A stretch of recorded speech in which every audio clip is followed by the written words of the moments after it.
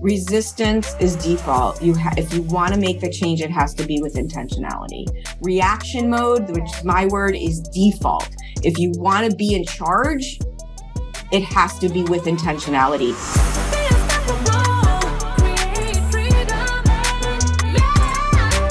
Erin and Debbie have been clients for a number of years. They're both program coaches now in the Spirit of Wealth.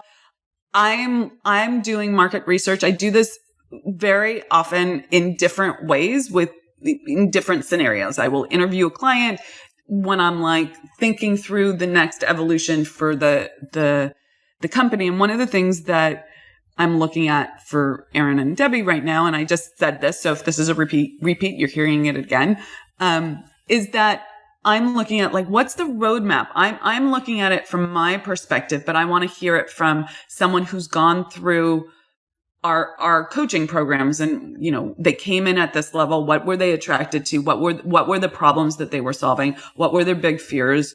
What was the most impactful? What would have been better? What could we have done better for people in that beginning stages? And you guys have a great perspective from a program coach perspective now, where you're looking at how people are coming into the program. But I want you to go back to your initial entry point, and then how have you interacted with the program along the way, and what got to change? What's that roadmap been like for you? Because I'm looking at building a clearer roadmap for clients coming into the program and improving how we do delivery so that it's even more impactful than it is. Okay. So that's the queue up. And as you said, Debbie, I will ask individuals. So you're both not talking at the same time. That was great. I love that. For those listening, Debbie is my quality assurance manager. Because we know I'm not. My brain just goes there. Totally. My unofficial quality assurance manager. I love it. Don't ever stop. She's constantly going, are you going to do this? What about this? I'm like, yes, great. Love that. Okay. Sometimes it's like 30 seconds before it's out of my mouth, but sometimes it's stuff that I actually didn't think about, and I'm incredibly grateful. So, Debbie, with that lead up, can you go back? I remember the first summit you came to, I have a picture of, actually I have a physical picture of me squatting down next to you and whispering in your ear, and talking to you. But do you remember where you were at when you were at that summit? Yes. And let me clarify. Are you talking about the one in 2018 before Spirit of Wealth? Or are you talking about the one? Yeah, because I think that's a good point. Tell me where you were at in 2018, and then tell me where you were at when you decided to join the Spirit of Wealth. And what were the different problems and fears and things that you were working with at the different times? Yeah. So when I was there in 2018, I was at the lowest point in my life. My almost, at that time, 27, 28 year marriage had been rocky and tumultuous for that entire time. Although good years in there too. And I was really at my lowest point. And when I went, it was the first time I realized I had made all these agreements throughout my life and all these pacts and contracts that I thought I should be a certain way. I should do things. And so therefore putting on the masks, right? Oh, I'm the good daughter. I'm the one that makes the good grades. Oh, I'm the one that, is the oldest, blah, blah, blah, all of these things. And I was tired. I was worn out. And I felt like I was kind of to be dramatic, in a pit. And you were holding your hand out to me, and I wanted in that. And so I did some things in programs that you had prior to Spirit of Wealth. And then when I went okay, sorry. Pause there for a second. I'm going to just keep interrupting because this is my market research. So you were in a transition period in your life that there was up leveling of awareness of how you were playing all these roles. You were tired, you were worn out. Then you did some private coaching with me at the time, right? And then the boot camp, yeah. And the boot camp, okay, which we don't have anymore. Okay, so that's clarifying. What were your big fears at that time? Well, a couple of things. One is throughout my marriage, I had times where I felt like I wanted to step into something that, like, I knew that I all of the things that I had done in my past were setting me up in a good way. I don't mean set up, but in a bad way, but like setting me up for what I was supposed to be doing in the world. But I didn't have a really clear picture of that. And so then as I sat there at the summit, I realized I had to do some internal work before I could step into doing what I wanted to do. And I was scared to death to do that because I had never done that. I went to high school. I went to college. I got a good job. I got married. I had a child, like these progressions of living in the Midwest, and no downer to the Midwest. I love the Midwest, but like I did these things. Again, the roles you played, the right. appropriate roles. And so when you say you needed to do the internal work before you did the thing, is the thing the business, like starting your own business? Because at that time you had already left corporate, correct? And you were working for someone else. And had you started your own business at that point as well? Yeah. So it was interesting. In 2014, I had done some side gigs every once in a while, and I had been an executive at Sprint and at Citibank. And so when I left corporate, that was a big move, and to move to Idaho from Kansas City. And so I started a business because I had friends asking me, hey, will you help me create a business plan to sell my business? Will you help me do this? And I thought, I can make some money from this. So I was doing it as a side gig. And in 2018, I was still working for a company as a CFO, but I really wanted to step more fully into it. It felt like that's what what my heart was wanting to do, and that desire that was there. And I just knew at that point, in all honesty, a friend of mine, Misty Springer, invited me and said, I have a friend ticket, come to the summit. Mm-hmm. And I was like, you know what? I'm at this point where I don't know what else to do. So sure, let's go. Right. And so the fears where I knew that change had to happen, I just didn't know what kind of change.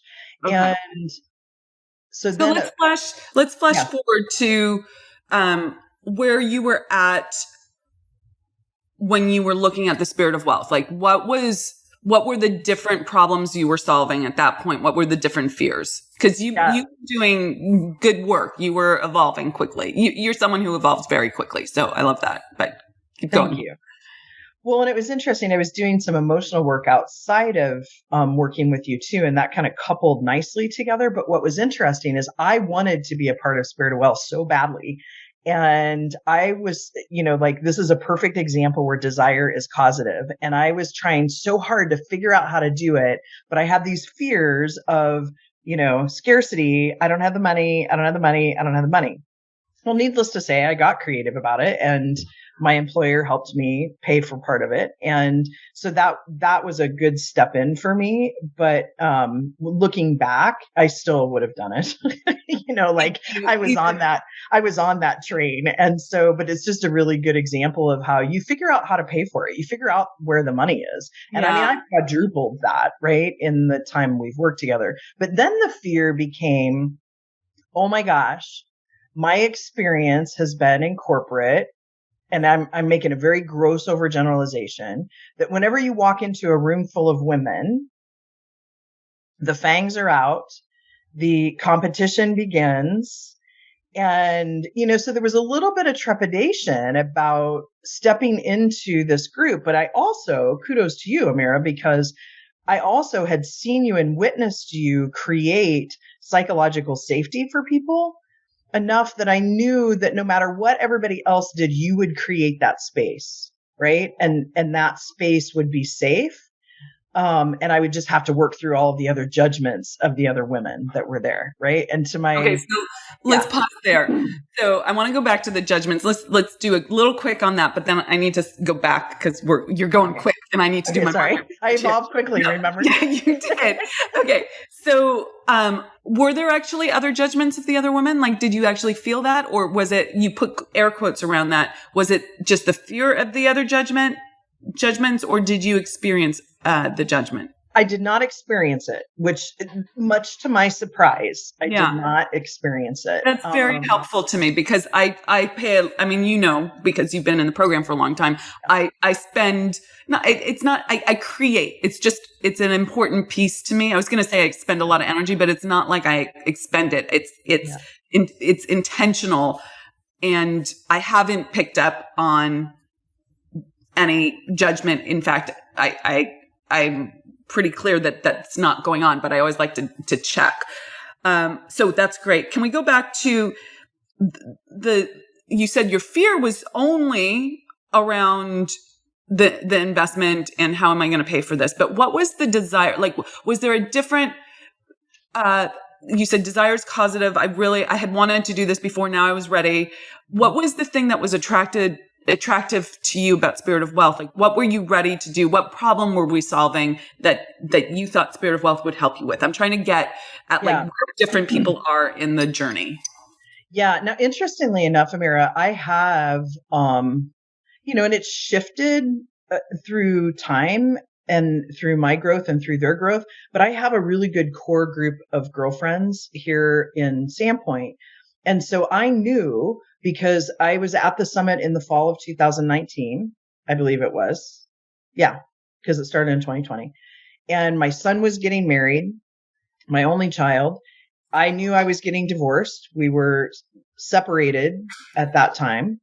And I knew without a doubt that I needed a group of women that were in a different space. Like, I had my friends here that were supporting me from an emotional perspective, but I knew without a doubt that I was called for more, right? Like I was placed here on this earth, and I was coming into it, but I wasn't really sure what it was. And honestly, the first 6 months, and I think Erin, you and I were in a cohort the first 6 months together. The first 6 months, I was a hot mess after almost 30 years of marriage, right? Like there was nothing to do with business that first 6 months. It was all about like, I got to get through this shit, right? Okay. So let me ask you that question, because that's what was popping in my head. Did you join the Spirit of Wealth? Like, give me the percentages, right? Like, did you join it 100% for the community? And I just knew I needed to be with women outside of my old framework. I love my existing framework, but I'm going through this separation and I need to be with a different energy. And it was about the community. How much of it was that? How much of it was, did you say to yourself, I'm going to work on my business? And you, let me see if I can phrase this question correctly. Sometimes I think, I'm outing myself here for, just go with me, that people, want the community so badly, want the laws so badly, want this new way of being. They feel it and they want it so badly. They use the business to justify stepping in because it's a business expense. But what they really want is the community and the up leveling. And I'm fine with that, except I'm going to hold your feet to the fire because on the business side as well, because I have a firm stance that if you're not making any money, then like you're going to be in struggle and scarcity, and that's not okay. But I'm curious about if that was what was going on for you. Am I right about that? Or were you actually saying, I want to work on my business and that's why I'm joining? And then it turns out I was a hot mess for 6 months. I would say 70-30. And let me explain that. I knew I needed community because at that point in time, I was shattered. Like I really was like, for me, my faith is really important. And I've since reconciled with this, but like I was in this messaging around it's a covenant. I can't, no matter how toxic it is, no matter how verbally abusive, how scared I am, like, and so I knew I needed something other than where I was at for that piece of it. And so I'd say 70% was around the community piece of it. Okay. And that might even be strong because I think subconsciously I knew I needed something different too. And, through the course of a lot of different things, the woman I worked for here in Sandpoint was killed. It was a small business, and I saw this business that I was working for going in a downward trend for 2 or 3 years before I actually said, I can't work here anymore. You can't afford me and you want to go do your thing and I'm going to do my thing, which it ended perfectly. But, and so I knew I teach foresight even at Gonzaga. Like I had this foresight that I knew there was going to become this juxtapose where I was going to need to step into my own business or go find another corporate job. Okay. So you had it was strong on the community. You wanted strong women. You wanted a new community. You wanted people that get you, all of that. You were seeing some changes and you knew you had to start putting some things into place, even if it wasn't urgent right now. Yeah. How much of what drew you to the Spirit of Wealth? And again, you're doing 2020 hindsight, so I know it's through that filter, but how much of it was business? Well, we talked about the business. How much of it was the laws and the perspective that I have on the inner game? Yeah. And Amira, I would say, I don't know if I directly thought, oh, this is going to help me step back and look at this so differently, but I was so attracted to the content. But honestly, too, a big piece of the attraction was you. And not just you as a person, obviously, because I care about you and love you dearly, but it was also about, I knew from conversations and work I had done with you that you had more faith in me than I had in myself. Yeah. And I wanted more faith in myself. I wanted to trust myself. And I saw you, who had gone through a journey too, right? Like you had been there, where you trusted yourself. You were confident in who you were. Like, I don't believe in the word boundaries. It sets up a wall. But what I do believe in is knowing who you are. So you can say, hey, that's great for you, but it's not for me. And I saw you do this. Now I'm looking a little bit through today's lens too, but I saw this and I wanted that. Yeah. Okay. That's huge. That's very helpful. Let's pause on your story there. Let's go to Erin, and then we're going to do phase 2 of Debbie. And if you think of anything while I'm talking to Erin in terms of what was, because again, this is my market research. What were you vibrating with when you stepped in? So I heard trust and faith, full expression of self, being sort of like someone who I would use the languaging of self-ownership. Yeah. And the laws were attractive, even though you didn't know exactly why, but they were there. You wanted to step more into faith. And here was this woman who had belief and faith and understanding of, how business worked, how life worked, how people worked. And then the community was really big. And there was this underlying of, I need to get my business going. And this is what I want now. Okay. If you come up with anything else, let me know. Okay. Okay. Erin, how about you? Where did you enter into things, in the beginning? We met at it, not we met at a different event. And I always, like, everyone was on the summit. And I think I was working with you for 2 years before I went to a summit, just because of the way it played out. So I met you at a different event. It was my first event having to do with any kind of universal law, right? So I had gone to other entrepreneurial events and I was in a transition. I had closed a very successful business that was plateauing, that I knew I didn't want anymore, and moving into something different that I wasn't sure what it was. The first idea, I was at the first iteration of it. I had worked with a little bit, I'll say, some other mindset coach or program. But when I met you, I had like no frame of reference for the laws of success. Like, I have a corporate business background, and sure, I was reading business books and self-help books, but way out of my experience, my realm of experience. And I always laugh because at that event, you were sitting in front of me and I could tell that you knew what was going on, because we would do exercises and you'd be done really fast. And right. And we both are chatters, right? We're both people. And I started asking you questions instead of the person running the program because they were busy. There was all of us. And my big takeaway from that is like, okay, individually, I understand the definitions of the words people are using, but when you put them together like that, I have no idea what you guys are talking about. It was like a foreign language. It was a complete foreign language. And we just became Facebook friends. And I want to say for almost a year, we just liked things on Facebook, maybe commented on things on Facebook, but I was watching you. Because I would see your stuff, like Facebook put you in front of me on a regular basis. And what I saw was you doing the things that I wasn't able to do. Meaning, keep showing up when it doesn't look like it's working, because I would look at your Facebook lives, and at the time you were doing a live every day and it would have 3 views, and you would be there again the next day with 4 views, right? And you just kept doing it. Totally. Persistence. You're like, yes. Thank you for bringing me back to that. No, I laugh because it's pretty much still the same. Okay. Right, like it is. It's not like, I stopped doing them every day.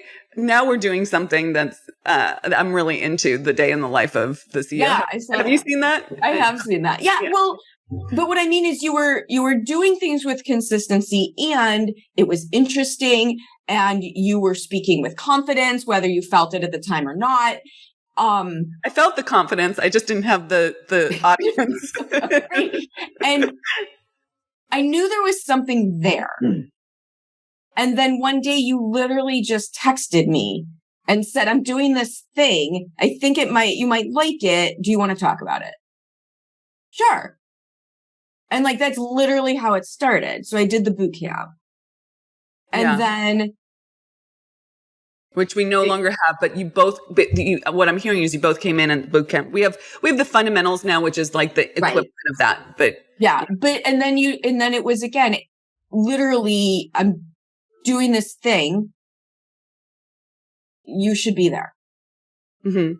It starts in 2 weeks. You should come. Right. Yeah.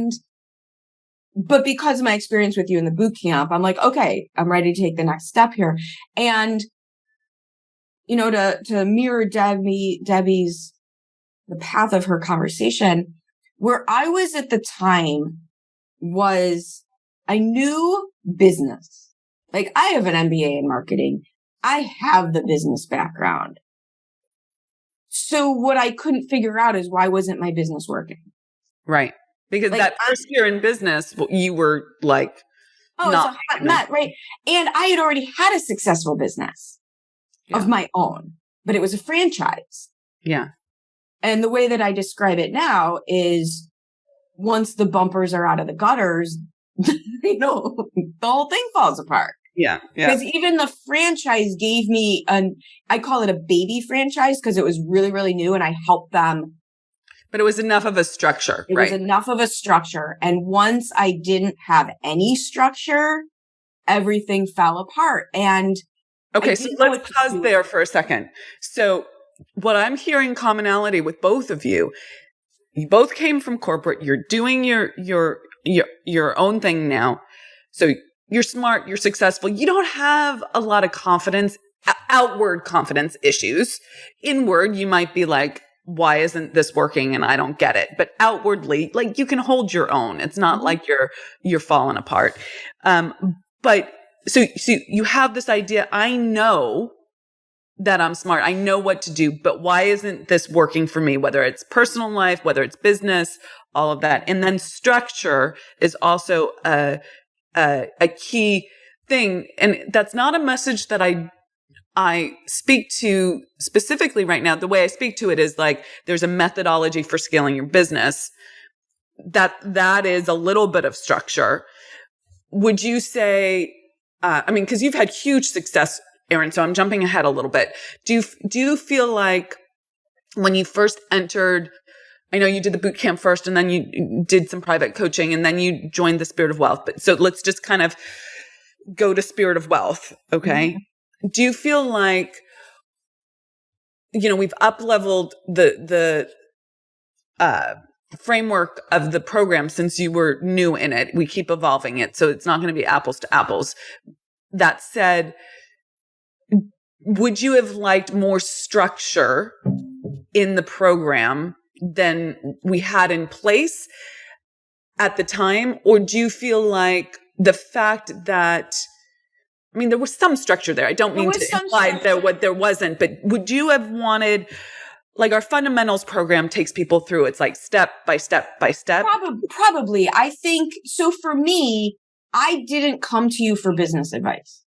I really didn't, because I knew that part.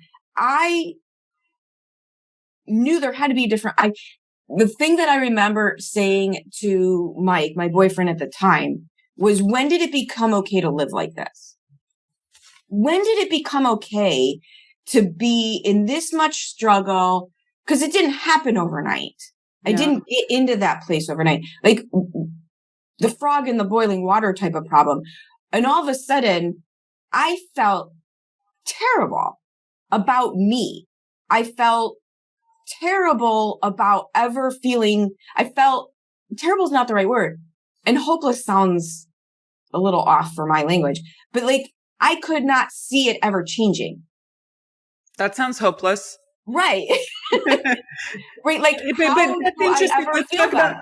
Let's talk about messaging there, because that's a really interesting thing. Because I play with the language around this, because I don't think my woman is lacking confidence. Both of you have confidence. You wouldn't self-describe as not confident. When I was in what you guys are describing, my phase of that before I had my transformation and my, leap, I wouldn't have described myself as not competent or not confident. Like, I understood, like, I wasn't afraid to learn things or do business or any of that. But I was definitely like, the way I phrase it, if I'm so smart and if I work so hard and I'm such a good person, why is this not working for me? There's got to be an easier way. Like, exactly. And so that lands for you, is what you're saying. Yeah, absolutely. Okay. Because I never doubted that what I could do for my clients. Yeah. I never doubted it. I didn't know what it looked like, but I knew what I was doing. For sure. So the word hopeless doesn't work, though. No, because it's too falling apart. It's too Okay, and got it. Wasn't, because I was never going to give up. So I wasn't hopeless. Because I was never going to give up. Mm-hmm. It was more, this is not okay. I am done feeling this way about myself. I am done feeling this way about the world around me. Clearly, I don't know how to fix it, because kind of like your story, the just hitting it harder isn't the way out of feeling like this. Yeah. I don't want a psychiatrist, right? That's not the answer at this point. Yeah. Okay. How do I change how I feel? How do I change how I think in service to building my business? Because I don't know why, but I always knew they were connected. Yeah, and they are. And we've done a lot of business coaching, but fundamentally the thing that shifted was using that as a lens for looking at how to think successfully. Right? Like, and the thing, when you go to structure, and again, jumping around, I believe the reason that I was successful in the early version of Spirit of Wealth was because I created the structure I need out of what you taught. So let's talk about how you did that, so that I know what's required and what's necessary if we haven't put it in place already. So for me, having no frame of reference, there's no frame of reference for the laws. For the laws. Okay. For me, having no frame of reference for the laws, it was still a foreign language. I might have read a few more books. Like, I tried to read The Science of Getting Rich, couldn't get through it. Like, Did you listen to the program? Yes. Once I was in the program, I did the program. And did that help? Yeah. I got to the point where I would read the chapter ahead of time, highlight what I thought was important, and then give myself kudos for when you highlighted what I also highlighted. That's great. As I got better and better at picking out the nuggets that I needed. Okay. So, but that's a great tip. Like, if hearing that, because we have that program, it's a freaking fantastic program. Not everyone goes through it, because there's a lot of material in the program, but that's a great tip to give people is like, listen, read, highlight, see. Yeah. Okay. Well, and you have changed how you deliver this. You're currently teaching the laws, but you're doing within a tangible, actionable topic, which I think is a massive improvement because of what people can take away with it. My business background and my education background allowed me to say, okay, when you first taught it, you taught the laws, and now I had to go figure out how to actually use them. Yeah. So let's pause there. So before I would teach, here's the law of vibration. This is what it means. And all the stuff around the law, but not in application. And now I'm using scenarios and giving people. Yeah. Okay. So you like that. And you did give some application, but you give a lot more of it now. Yeah. And I'm seeing you nod your head, Debbie. You're liking that improvement as well. Okay. Yeah. Because it helps me figure out where it goes from theory to application, connects the two. Yeah. Okay. And that's the difference. I mean, that's the difference between reading a book and having someone there with you. Totally get it. So when you entered the Spirit of Wealth, what did you want? What was attractive about that for you, Erin, year one in that program? I knew what I was doing wasn't working. And I was at the point where I was willing to be open to a completely different way of thinking. And you were basically modeling what I wanted. So those two things came together for me. Like, okay, I can't feel this way anymore. I don't know how to not feel this way anymore. Here's someone who used to feel this way. Now she doesn't feel this way. Mm.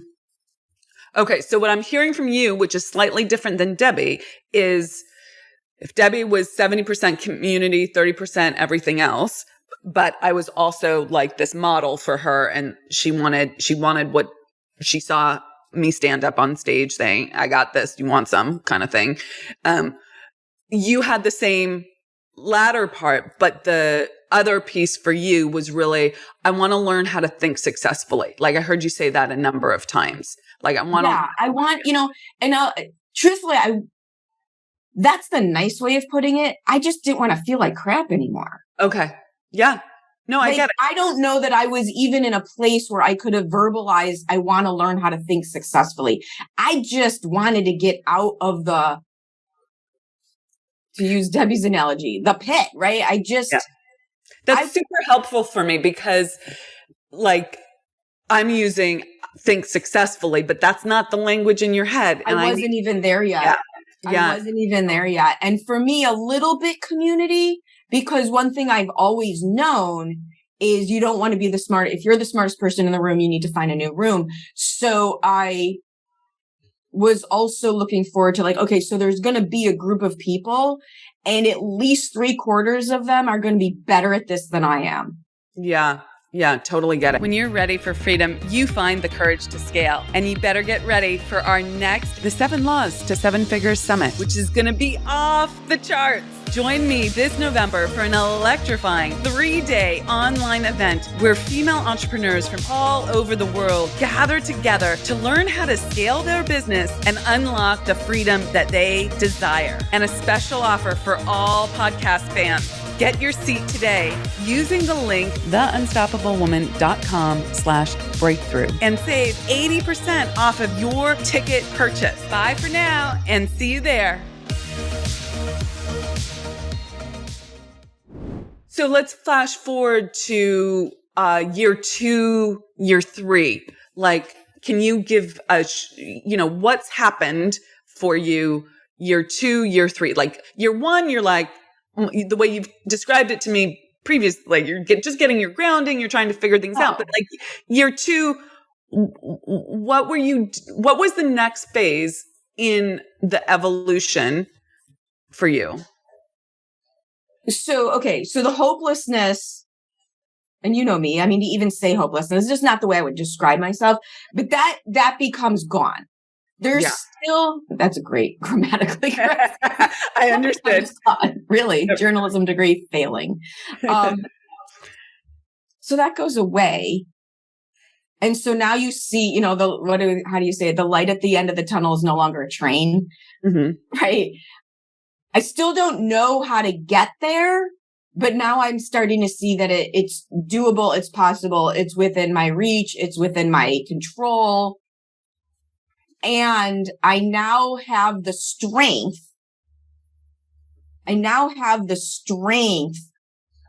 To be willing to look deeper into how I'm holding myself back.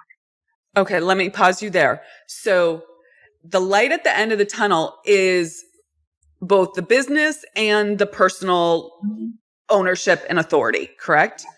Okay. Yes. So, and you're able to see that that's within reach. It's inside of your control. You have the strength to look deeper. It's not as terrifying to look deeper. It's not as terrifying because, and maybe I won't say it's unique to me because I don't think I'm the only one who's ever been there. But if you look at my background, survival, like literal survival being my core instinct at all times, identifying and being willing to look at weaknesses was not okay. Yeah. Not okay. Okay. That's very helpful. Like, I know I'm not perfect. I know I don't know everything. I know all that stuff, but those are different things than looking at like serious weaknesses, serious holes, however you want to describe them. Like, that was not safe. Correct. Okay. So quick question before we get to year 3, and then I have a little reflection for you, unless you mention it yourself. Pop quiz. Sorry. That's what do you think of the framework that I've been playing with, apprentice, architect, authority? Does 100%. That fits? Okay. Yeah, 100%. It's an evolution. And I think that is one of the things I've learned from you is when people are nervous, their subconscious fritzes out their brain. And so I hear you say things over and over and over again, and then watch people ask you the exact question of what you just said over and over again. And you very neutrally say, well, this is just what, no judgment, right? This is just how this works because this is what happens to people. They're nervous. So I say that because I know you tell people this over and over and over again, and they're not hearing it. When did you start hearing that? Was that in year 2 or year 3? It had to have been year 2, at least. So in year 2, you started to understand the true power of the subconscious, the fact that there was a filter that was completely stopping you from seeing opportunities, outcomes, solutions, all of that. Okay. Yes. And I mean, that never made sense to me. It just never, why would that be that way? Right? Who designed this? Right? Like that just didn't make logical sense. You understood it intellectually, but you didn't get it on the field of play in your life. Right. Okay. Got it. But you do tell people that year 1 it's a hot mess. Like, it just is. And so I have to say, for the record, you did exceedingly well year 1. Your income grew tremendously. Oh, yeah. And I see people's income growing tremendously in first 90 days. Even, I mean, I think we've tightened up the program a little bit more since you guys started, but like the financial rewards and I think it's different for different people depending on where they're coming in. Where they're coming in, but also their background in business. Their background on whether or not they've ever had a business, how exactly scared they are. Because one thing that I'm good at is be terrified and do it anyway. Yeah. Yeah. Okay. So, I love that. Okay. Year 3, you're now a program coach, right? Are you in year 3 right now? What are you, or in year 4 now? 3, right? I'm confused. Gabby, okay. We're asking Gabby, who knows how to track things. She's our quality assurance manager. Right? What am I doing? Where am I? What am I going? What is going on? So You have a base level of the laws. You can use them to coach. You can use them to filter. What got to happen for you? Now I'm filling in the blanks, and I really actually want you to say what. So one of the things that has changed significantly for me is my ability to effectively self-coach. Can I pause you there for a second? How much of your ability to effectively self-coach came through being a program coach? Like, how do I say this without sounding unhumble? But like being able to, me saying to you, I see your abilities. Go do this for me, your mentor, your coach. How much of that was a boost to your stepping into ownership and authority? So for me, it wasn't as much. By the time I became a program coach, I had already completely just, your belief in me being greater than my belief in me is just a thing. Like, that's just, like, it doesn't even, like, that's where we set the bar, right? That's like. So you take that for granted. So that wasn't a surprise for you. Okay. So okay. That's so funny you say it that way. So being invited to be a program coach, compliment, happy to give back to the like all of the things, but that is just so where the bar is set that it's not a thing anymore. That's just a given. I love that. What it did for me was it allowed me to be further immersed in observing other people's patterns. So coming to office hours when I don't have a question is step one of that. Being a program coach and watching brilliant, amazing, fantastic women ask the same thing over and over and over again and being stuck. And I can see them externally as powerful, brilliant, nothing's wrong with them women, has allowed me a further understanding of that's just how this works. That thing you said where the subconscious is a filter that is literally there to stop you. And the way that I now describe it is resistance is default. If you want to make the change, it has to be with intentionality. Reaction mode, which is my word, is default. If you want to be in charge, it has to be with intentionality and being immersed again with women I see as phenomenal. Yeah. Be stuck is just a non-judgmental reinforcement and allows me to reflect saying, okay, where am I doing that? Yeah. Oh, I love that. Okay. So a few things there. That's where you were year one. And you still made great progress financially, but you were stuck in that subconscious fog out. Year two, you start going deeper. You start being able to pull this out. You start really applying you were applying it from the day one, but it becomes. But I was applying one thing. Yeah. Yeah. I was applying one law. Mm-hmm. Yeah. And then I would, this is my thing. I grabbed onto law of relativity with both hands and I didn't even care if I didn't learn another thing. This is my law, right? This is what I'm going with. I'm just learning this. Yeah. And if I could learn nothing else, and that's why that's my thing. Grab your nugget. Yeah. You can't learn everything at once. That was my nugget and I was going to hold on to it for dear life. And then it took me a good 8 months. And I added another law. Yeah. No, I love it. Okay. So year one was subconscious fog out, leaning in, learning the laws, one, and then the next one.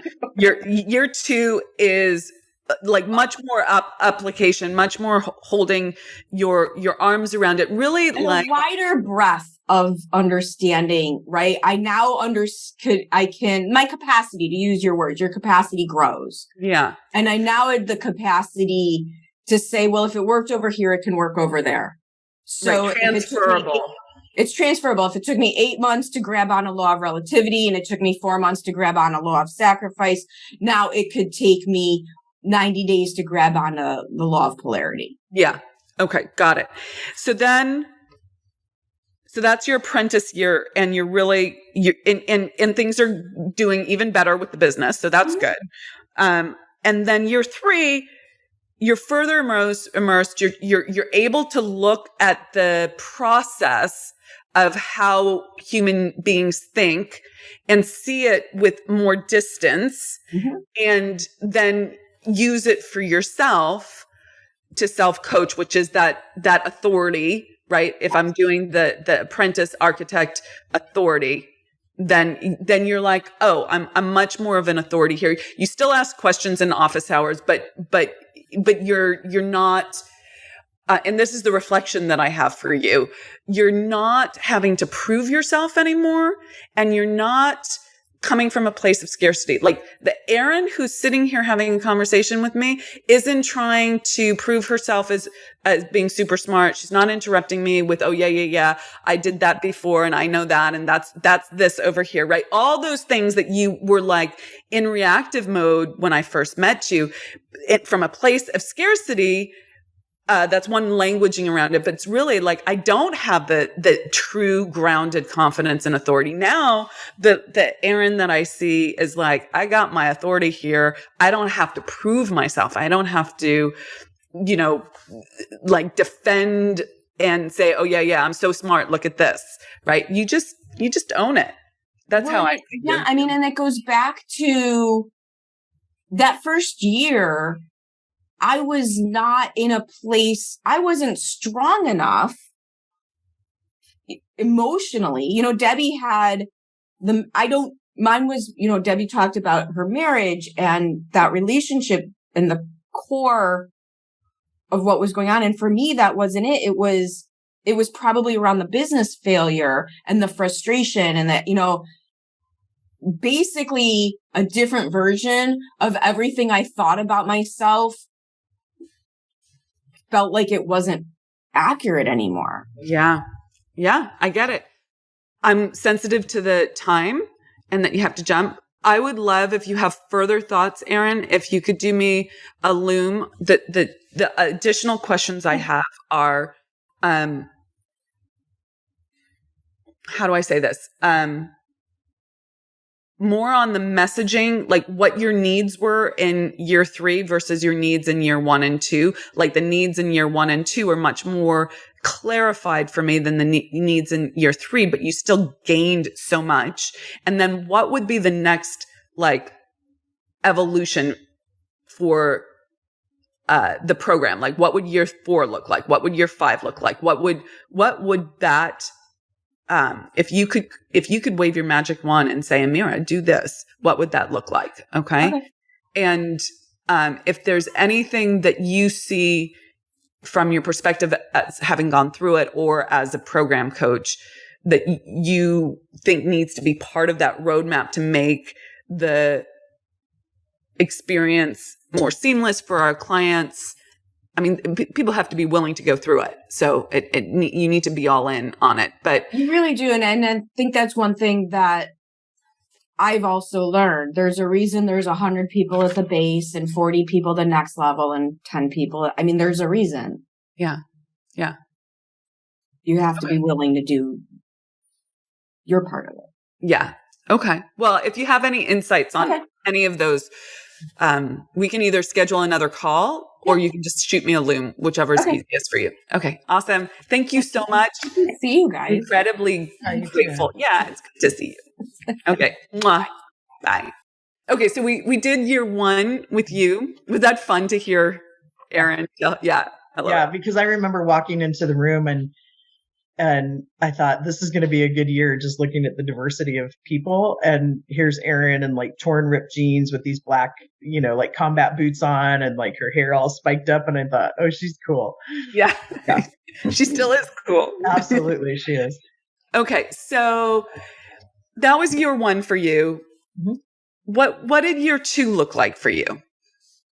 Yeah. So year 2, it was interesting. I was kind of taking some notes as you and Erin were talking too, because there are quite a few parallels in the fact that year 1, I just was trying to figure out who I was, right? And with this community, I knew I was needing to step into a business model or I was going to go back to corporate. and corporate was great to me, but I didn't want to go back there. And so year 2 was really about the start of the integration of all of the concepts, because the laws are a big piece of what you teach, but you have a lot of other things in there too that, for me, the brain science of it, all of the things that allowed me to step back and look at things. I teach this, that look through the lens of curiosity instead of judgment, but I was still in that judgment zone. And so by year 2, the concepts were starting to make sense, and I was starting to live some of those so that I saw them. And so let's pause there for a second, because I don't believe that. I believe that you were starting to live them in year 1. Yes, because how could you not? Yeah. Okay. But so what was different in terms of how you were living them in year 1 and year 2? For me, I think year 1 was the faith that you had, the support of the group, and I was doing it, but I wasn't conscious that that was the law of cause and effect. Like when she said hers was the law of relativity, mine was the law of cause and effect, right? Like whatever I'm doing, there's an effect that's happening. So what effect do I want? And so for me, I was starting to think about, okay, how can I integrate this law into what I'm doing, versus things were happening, but I wasn't quite sure, like, is this a lot or is this not a lot? Right. And so towards the end of year 1, that was starting to come together. And then in year 2, I was actually seeing, oh, I'm making the choice here, and here's this law. And I can look at both sides of this from a polarity perspective, or I can give value to something or not. Right. And I can step back and look at that. So for me, it was about confidence. It was about, I had another big major change coming in my life with actually stepping away from working with, as a CFO, and stepping into my business full time. And I had always had this safety blanket of a paycheck.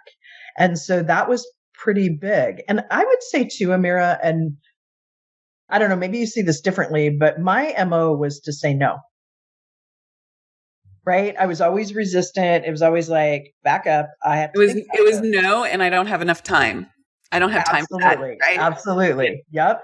And I would say year 2 was when I started to open up to, wow, every time I say no, I'm cutting off, like I'm doing the law of sacrifice on the opposite way that I'm supposed to. Right. Because I was shutting off opportunity. Opportunity, and not being open to receive. Like for me, year 2 was when I started to understand too, this idea that I can understand the laws, I can understand business, and I've been an executive before. I know how to run business, not necessarily at that time a small business, and you helped me understand that. But like I knew all of this, and now I don't know why, unless it's my age, what I was just saying. Well, I have a question for you that will trigger your memory.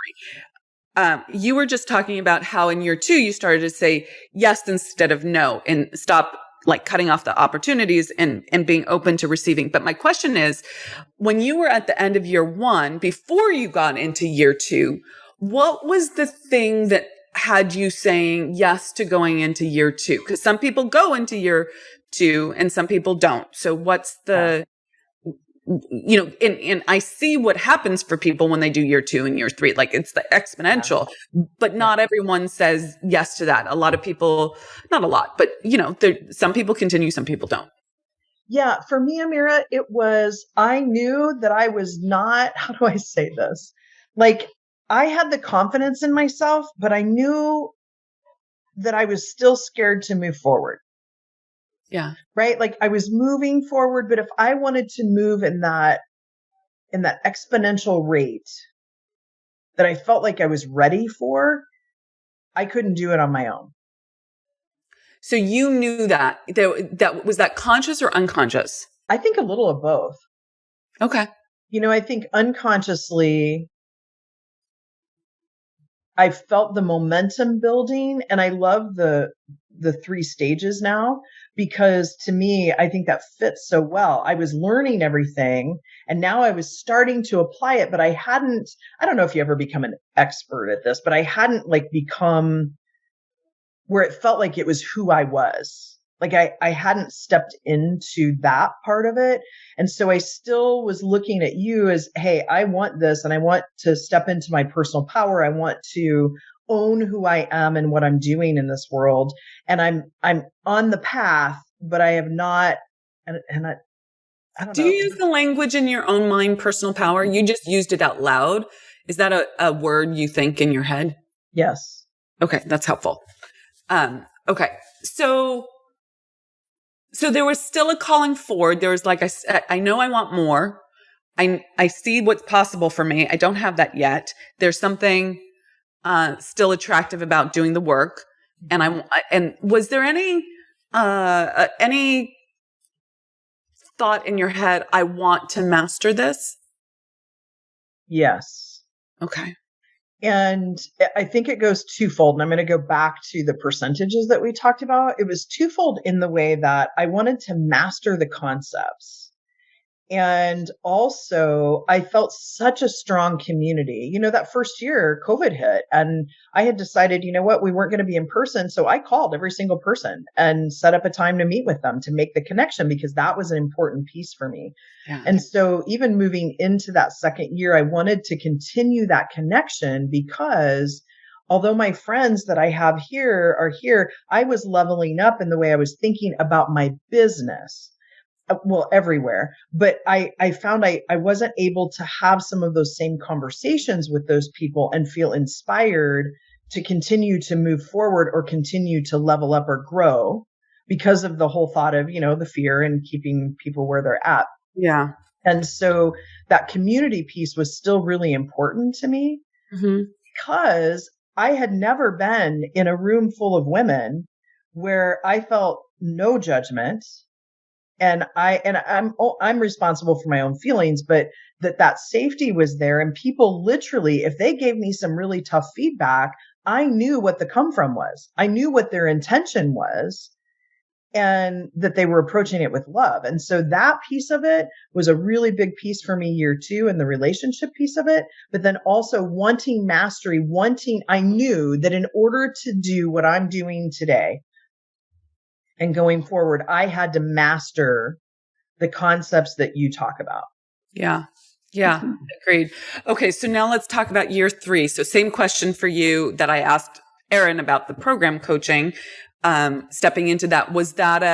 Did that shift anything for you, or was it sort of like Erin like, No. she was like, yeah, your belief is great. But yeah, it shifted things in me, in the relationship, that kind of like what Erin said, where I know without a doubt that you always have more belief in me and you see things bigger for me than what I see a lot of times for myself.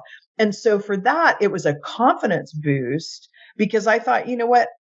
And anyone that watches anything that you do can, like, for me, I can tell upfront when you do something, you have passion about it, you know what you want, you have clarity. And so to have someone say to me, hey, this is my business and I've built this, and I trust you enough and know that you know this stuff well enough to go out and help other people do it, that was a huge confidence boost.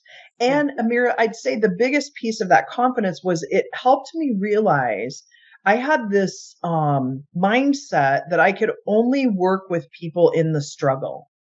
Now, we're all in struggle, right? But like in the struggle, and that who are these like multi-million-dollar business women? Like, who am I to coach them, right? Like, I had that mindset.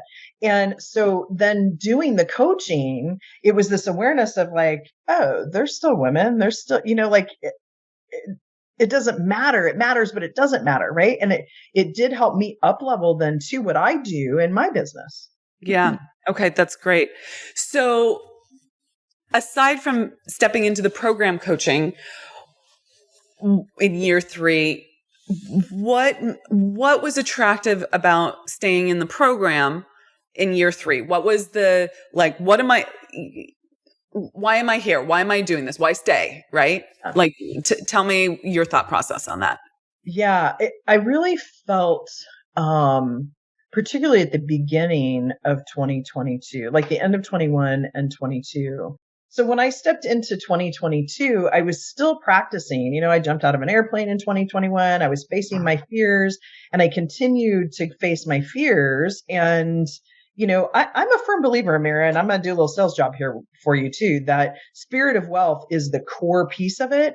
But where I saw really exponential growth was then when I saw growth, like even in my financials. You know, I left my job at the end of May, started full time in my business. And from June to the end of May 2022, I went from 30 grand to 165. And now I'm at 200 in September and on course, you know, so like the financial pieces of it happen. But what I found was that doing Spirit of Wealth with a VIP day, with immersion, really then helped me. And it just depends on how quickly people want to move, right? Like that was a huge leap for me. Yeah. And so I found I was able to step more into my personal power. I had a much stronger belief, and I do today, a much stronger belief in who I am, why I'm doing what I'm doing, and how then I can use the concepts and the science of getting rich and the laws and as a man thinketh and all of these things to then go in. And so now I feel like in year 3, I have clarity. I've stepped into and continue to step into my personal power. And when Erin says self-coaching, you know, like for me, it's not about self-coaching. It is in the way that I've evolved and you've provided tools. But I had to be open to receiving those tools and understand how to use them and how to apply them in my own life. And so now I feel like I have tools that I can go to my toolbox. I have other women like Erin that I can call, and we tease that we have the bat phone, right? Like, okay, talk me off the ledge for a minute, or I know I'm in growth. I don't want to go into this pattern and I feel it happening, right? And so for me, that's part of the self-coaching. And I wouldn't have had those relationships had Spirit of Wealth not happened. And for me, self-coaching too is knowing that I need help and asking for it. Year 1, I sat back and didn't ask questions. When somebody new comes on and I'm talking to them, Amira, I say to them, come on a call and ask a question, even if you're not sure what you want to ask. Yeah. Yeah. Okay. Couple questions there. Thank you. Super helpful. So tools, did you know that you needed tools? Is that like, if we're talking messaging, you got them and so you use them, but is that something that you were looking for? Like, I want the tools. Is that good messaging, do you think? Or that's just a nice value add because you got them? Yeah. I look at the laws as tools too. So for me, they are. It resonates for me to say, I'm going to teach you these tools, how to apply it to your life so that you can exponentially grow, right? Yeah. Because then it allows me the thought process of, okay, well, this is an evolution. I don't know from a messaging because that's not my. Okay, that's fine. But let's go back. One last question, then I have to wrap because someone's here and I need to go. Sorry. What, I don't know that you answered this. What was attractive, aside from being a program coach, about staying for another year, for year 3? What were you looking for there? Yeah, what I was looking for there is I tend to be on the people side of it, which is so interesting because usually I'm logic, but like still having the strong group of community, knowing that there were going to be 2 times a year, even that we would get together in person. And I'm such an energy person that like being around other women, even though they're at different stages of understanding the laws, different stages of owning their personal power, there is a magnified power when we're together in a room. And so for me, that was really important, having that energy. Also, like one of the things that I love about you is you have consistent messages, but you're constantly creating new content. And I'm a learner at heart. And so for me, hey, some of the fundamentals might be some of the things I heard in boot camp and some of the things I've heard in Spirit of Wealth for 2 years, but it's presented in a little different way. And I'm like, it's this evolution where I wasn't open to receiving this message here, but I hear it here. Yeah, totally. Yeah. Totally. That's super helpful. I love it. I could keep talking to you for another hour. However, I have to run because someone's here. Yeah, no worries. We'll have that opportunity in October. Yeah, exactly. I am super grateful. So thank you for sharing this. This is really helpful. I took like pages of notes. If you have anything that pops for you, will you share it with me in whatever fashion works? Absolutely. Well, okay. Yeah, I would love that. Okay. Thanks. Mwah. Thank See you later. you. Okay. Bye.